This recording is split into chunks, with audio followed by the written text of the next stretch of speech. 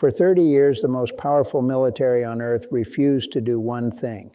Every chairman of the Joint Chiefs, every Secretary of Defense, every military strategist who briefed the White House said the same thing behind closed doors. Do not go to war with Iran. It didn't matter who was president. Bush heard it, Obama heard it, Biden heard it twice in a single year when pressure mounted in 2024. The Pentagon's position never changed. Iran is not Iraq. It's 4 times the size. It has triple the population. Its geography is a nightmare for invaders. And most critically, it has the ability to shut down the single most important energy corridor on the planet. So the question that analysts across the world are now asking is straightforward. What happens when that resistance gets overridden?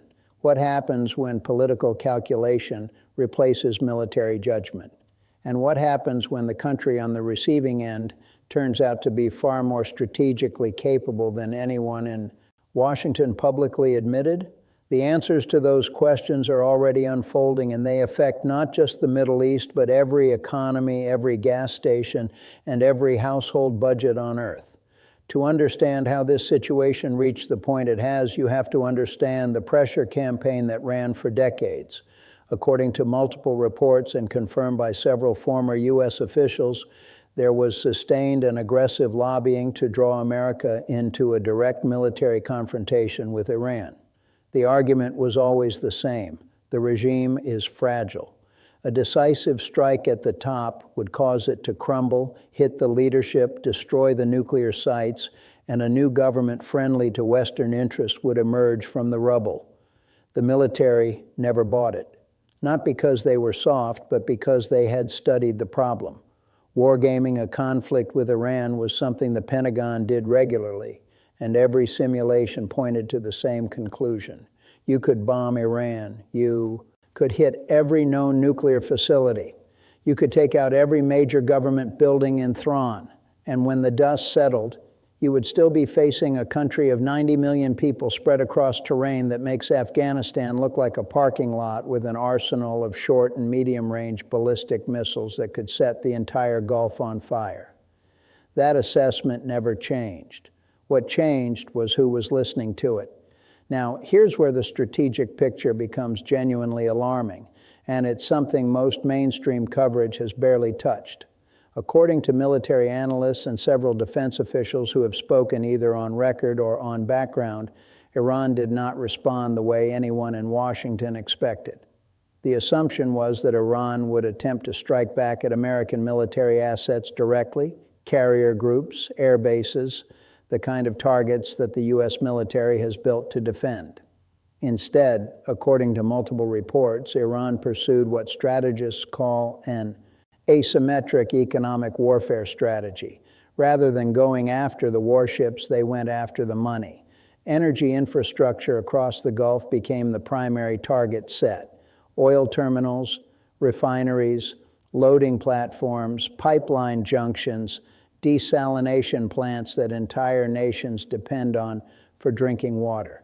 These are not hardened military targets. They are sprawling, exposed, and nearly impossible to fully defend. The Strait of Hormuz sits at the center of this strategy. Roughly 20% of the world's oil passes through this narrow waterway every single day. Iran controls the northern shore. And according to naval analysts, Iran has the capability to mine the strait, deploy fast attack boats, and launch anti-ship missiles from concealed coastal positions that would make any attempt to keep the strait open extraordinarily costly. Reports indicate that Iran moved quickly to threaten this choke point, not by closing it entirely, at least not immediately, but by making transit dangerous and unpredictable enough that insurance rates for tankers skyrocketed and shipping companies began rerouting. The effect was almost immediate. Global oil prices surged, and this was before any full closure. What makes this strategy so effective, according to defense analysts, is that Iran doesn't need to win a conventional military battle to achieve its objectives. It just needs to keep the pressure on long enough for the economic pain to become politically unbearable in Washington. And that brings us to the escalation problem that several prominent strategists have described as the most dangerous feature of this conflict. The concept that gets thrown around in Washington is escalation dominance. The idea that the United States can always go one step higher than its adversary, and that the adversary will eventually back down because they know they can't match American firepower. In theory, this makes sense. The U.S. military is the most powerful conventional force in history. But theory and reality have a way of diverging when the shooting starts. And the historical record on this point is remarkably clear. Air campaigns alone have never produced regime change, not once. The United States firebombed Tokyo on the night of March 10, 1945, killing more people in a single night than died at either Hiroshima or Nagasaki. The Japanese did not surrender. The U.S. then systematically firebombed every major Japanese city for the next 5 months. The Japanese still did not surrender. It took 2 nuclear weapons and a Soviet invasion of Manchuria to finally end the war. And even then, it was the Soviet entry, according to several historians, that tipped the balance more than the bombs themselves. In Korea, the United States essentially leveled North Korea from the air. Every significant structure was destroyed. The population endured devastation that is difficult to even comprehend today. The regime did not fall. In Vietnam, the U.S. dropped more tonnage of bombs than it used in all of World War II. The regime did not fall. In every single case, the population rallied around the government rather than turning against it. So when analysts hear talk of bombing Iran into submission or destroying enough infrastructure to force regime change through air power alone, the historical response is unambiguous. It doesn't work. It has never worked. And there is no credible reason to believe it would work now against a country that is larger, more geographically dispersed, and more ideologically cohesive than most of the examples above. This is the trap that several strategists warned about before the conflict began. You start bombing because you believe it will be quick and decisive. When it isn't, you bomb harder.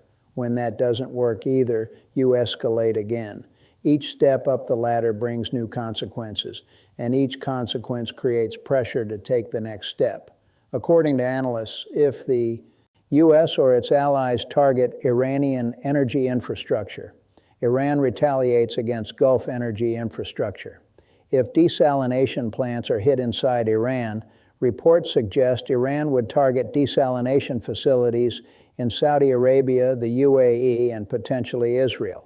Several of these nations are almost entirely dependent on desalinated water. Taking out those plants doesn't just cause economic damage, it creates a humanitarian catastrophe within days. And this is where the global economic picture becomes genuinely terrifying. The world runs on oil. This is not an exaggeration, and it's not a political statement. It is a basic physical and economic fact. Oil doesn't just power cars, it powers industrial production, electricity generation, shipping, agriculture, chemical manufacturing, and virtually every supply chain on the planet. When the supply of oil is disrupted at the scale the Persian Gulf represents, the effects don't stay contained to one region, they cascade. According to economic analysts, Europe faces the most acute vulnerability. European nations already lost access to cheap Russian energy following the war in Ukraine. They pivoted to increased reliance on Middle Eastern and American sources. If Gulf oil is significantly disrupted on top of the existing Russian shortfall, several European economies that are already stagnating could face genuine crisis. Energy prices would spike. Industrial output would contract. Inflation, which has only recently been brought under partial control, would surge again. Japan and South Korea are in an even more exposed position. Both nations are heavily dependent on Gulf oil imports and have limited strategic reserves relative to their consumption. A sustained disruption would hit their economies within weeks, not months. But the damage wouldn't stop with developed nations. Developing countries across Africa, South Asia, and Southeast Asia would face the worst consequences proportionally. Nations like Nigeria, Pakistan, and Bangladesh, which are already managing fragile economic conditions, could be pushed into severe crisis by energy price shocks they have no ability to absorb. Several economists have used the word depression, not recession, depression. And while it's important to note that this represents a worst-case scenario rather than a certainty, the fact that credible analysts are even modeling this possibility tells you how serious the risk has become. Now, there's another dimension to this conflict that hasn't received nearly enough attention, and that's the role of Russia and China.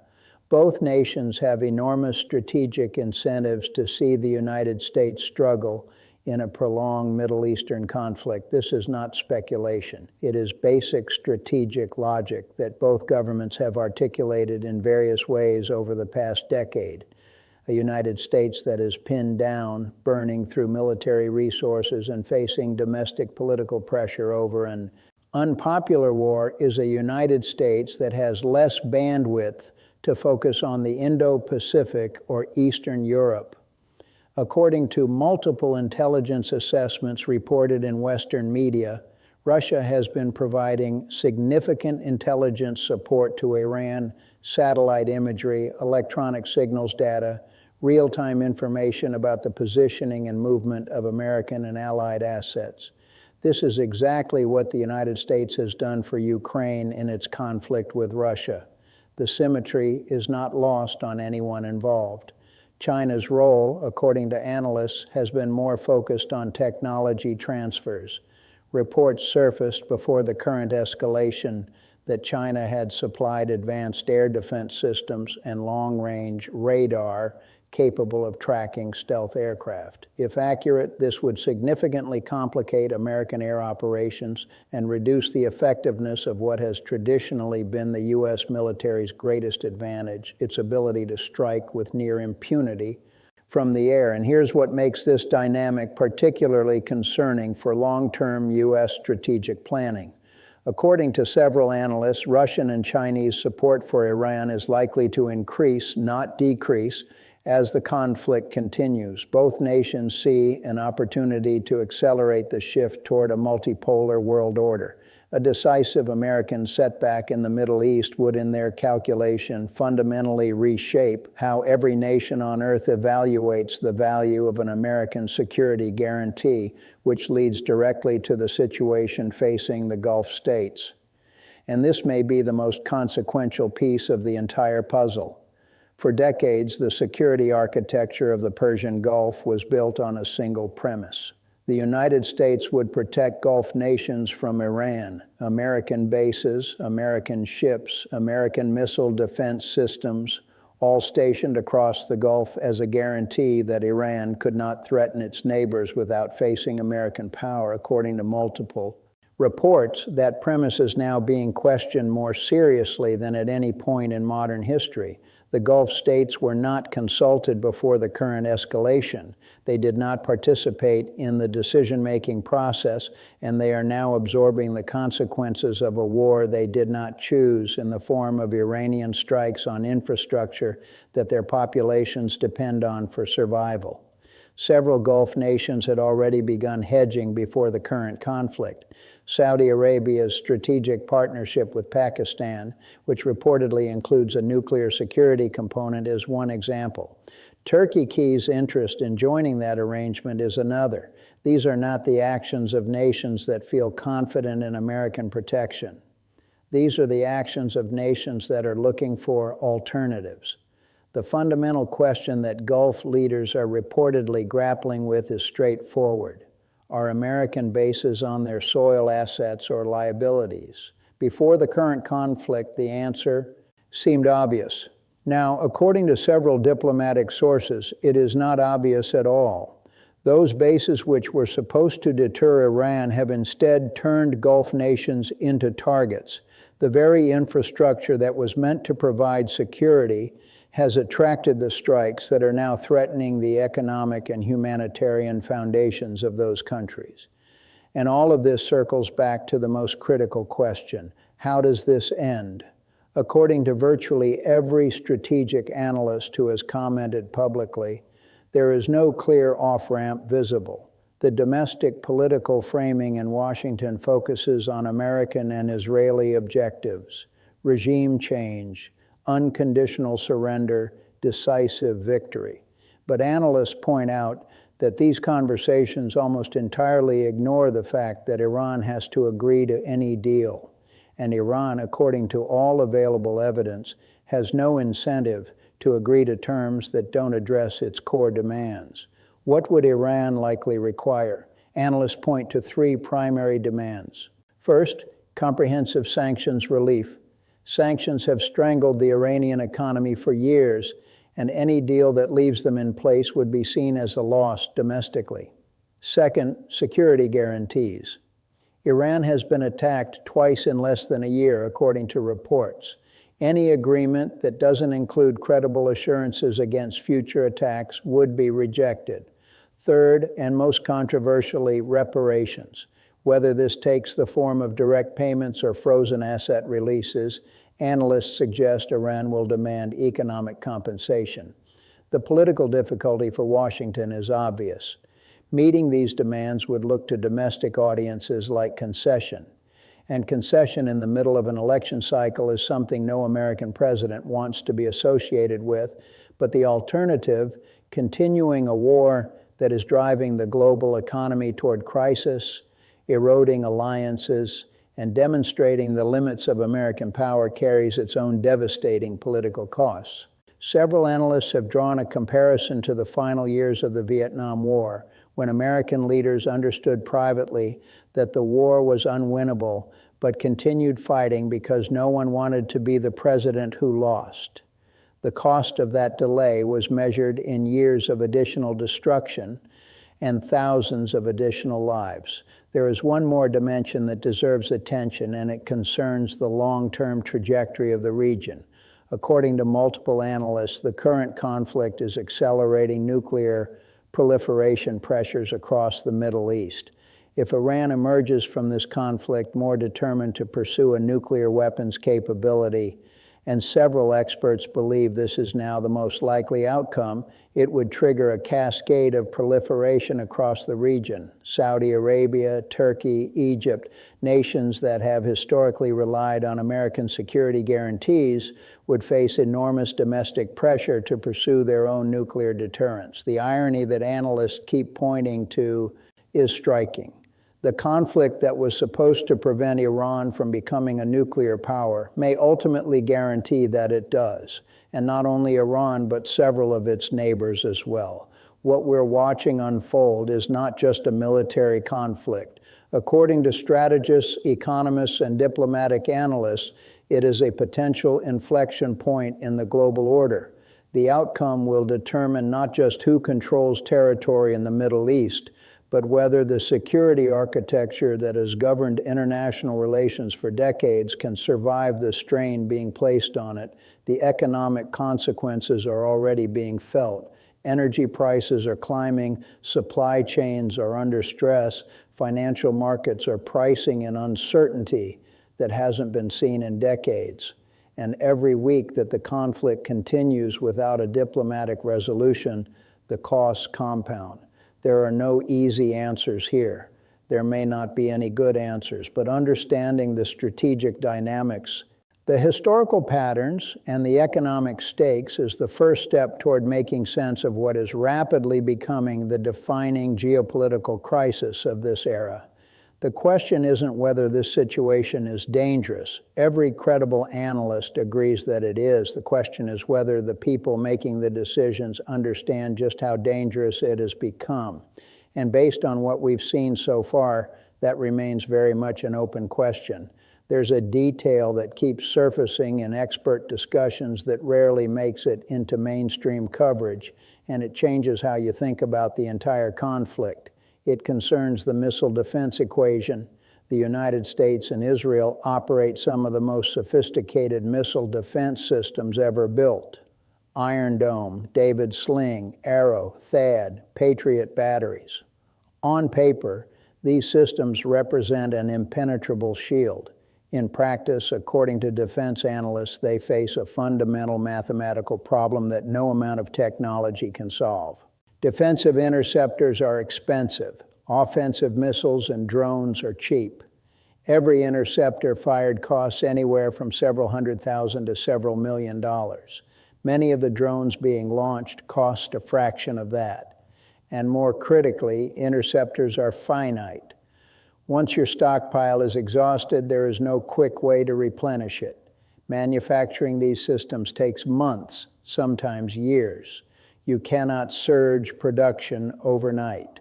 Iran, according to military assessments, possesses one of the largest ballistic missile arsenals in the Middle East. Thousands of short-range missiles, hundreds of medium and long-range missiles, and an enormous inventory of drones that can be produced quickly and cheaply. The math is simple and brutal. If Iran launches enough projectiles in sustained waves, the defense systems run dry, and once they run dry, everything behind them is exposed. Several analysts have noted that reports suggest a significant portion of American interceptor stockpiles are being redirected to Israel, which raises a secondary problem. Every interceptor sent to Israel is one that is no longer available to protect Gulf installations or American bases in the region. This creates a zero-sum competition for defensive resources among allies who are all simultaneously under threat. This is not a problem that can be solved by building more interceptors, at least not in the time frame of the current conflict. It is a structural vulnerability that Iran appears to understand and is reportedly exploiting deliberately through sustained distributed attacks designed to exhaust defensive capabilities over time rather than overwhelm them in a single strike. And this connects to a broader pattern that military historians have identified across centuries of conflict, the defender's dilemma. When you have to defend everything, you can defend nothing effectively. Iran doesn't need to know exactly where every defensive battery is positioned. It just needs to launch enough projectiles across enough targets to ensure that some get through. And in a target-rich environment like the Persian Gulf, where critical infrastructure is concentrated and exposed, even a small percentage of successful strikes can cause catastrophic damage. This is why several former military officials have described the current strategic position as fundamentally unsustainable. Not because American forces lack capability, but because the nature of the conflict favors the attacker in ways that no amount of defensive technology can fully offset. There's also the question of what this conflict is doing to America's broader strategic position globally.